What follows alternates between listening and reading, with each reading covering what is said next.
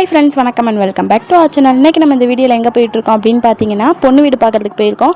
ஒரு மாதத்துக்கு முன்னால் மாப்பிள்ளை வீடு பார்க்குறதுக்கு எங்கள் ஊருக்கு வந்திருந்தாங்க. அதனால நாங்கள் இப்போ வந்து பொண்ணு வீடு பார்க்குறதுக்கு வேன் பிடிச்சி இந்த மாதிரி போயிட்டுருக்கோம்.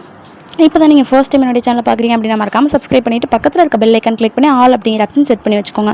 அப்போ தான் நான் தொடர்ந்து போடுற எல்லா வீடியோஸுமே உங்களுக்கு நோட்டிஃபிகேஷன் ஆகும். 10 மணிக்கெலாம் இங்கேருந்து கிளம்பணும் அப்படின்னு சொன்னாங்க. கடைசியில் பார்த்தா 12 மணி ஆயிடுச்சு. நம்ம நினைக்கிறது ஒன்று நடக்கிறது ஒன்று தானே எப்பயுமே. போன டைமும் நம்ம போகும்போது லேட் ஆயிடுச்சு, இந்த டைமும் லேட் ஆயிடுச்சு. 12 மணி 1 மணி கிட்ட தான் நாங்கள் மணப்பாறையிலேருந்து அப்படி ஒவ்வொரு இடத்துலையும் நிறுத்தி வேனில் போயிட்டே இருந்தோம். அப்புறம் ஒரு வழியாக வந்து பொண்ணு ஊர்கிட்ட வந்தாச்சு. அப்புறம் வளைஞ்சு ரோடெலாம் போயிட்டு இருந்துச்சு, ஜாலியாக இருந்துச்சு. அப்புறம் அந்த ஊருக்குள்ளே என்டர் ஆனதும் கொஞ்சம் தூரம் வந்து நடந்தால் போகணும் அப்படின்னு சொல்லிட்டாங்க. வேன்லாம் நிறுத்தி வச்சுட்டு அப்புறம் நடந்து போக ஆரம்பித்தோம். நடந்து போயிட்டு இருந்துட்டு அப்புறம் பொண்ணுலாம் வீட்டை விட்டு வெளியே வந்தாங்க. அவங்களாம் பார்த்துட்டு ஃபோட்டோலாம் எடுத்துகிட்டு இருந்தாங்க. பெரியவங்களாம் அப்படி முன்னால் உட்காந்துட்டு ஏதோ பேசிட்டு இந்த மாதிரிலாம் பண்ணிகிட்டு இருந்தாங்க. அப்புறம் பொண்ணு உள்ளே கூட்டிகிட்டு போய் பூ வச்சு விட்றது இந்த மாதிரி பண்ணிகிட்டு இருந்தாங்க. அப்புறம் சந்தன குங்குமம்லாம் எல்லாத்துக்கும் மாற்றி கொடுத்துட்டு இருந்தாங்க.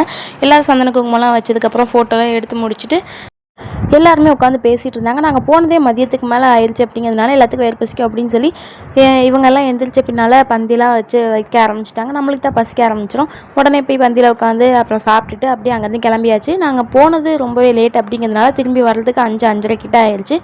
இந்த மாதிரி நம்ம சேனலில் ஏகப்பட்ட vlog, prank, சேலஞ்ச் வீடியோஸ்லாம் ஏகப்பட்டது போட்டிருக்கோம். மறக்காமல் சேனலை விசிட் பண்ணி பாருங்கள். அப்படியே ஒவ்வொருத்தங்களையாக மாற்றி ஒவ்வொரு ஊரில் இறக்கி விட்டு அப்படி வேனில் போயிட்டு இருந்தோம். அப்புறம் ஒரு வழியாக ரொம்ப நேரம் கழித்து எங்கள் ஊரும் வந்துருச்சு. அப்படியே அழகாக இருந்துச்சு, பார்க்குறதுக்கே பச்சை பசேல்னு இருந்துச்சு.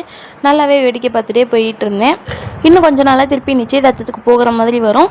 அந்த வீடியோ எல்லாம் தொடர்ந்து பார்க்கணும் அப்படின்னு நினச்சிங்கன்னா மறக்காம நம்ம சேனலை சப்ஸ்கிரைப் பண்ணிவிட்டு பக்கத்தில் இருக்க பெல் ஐக்கான் கிளிக் பண்ணி ஆல் அப்படிங்கிற ஆப்ஷன் செட் பண்ணி வச்சுக்கோங்க.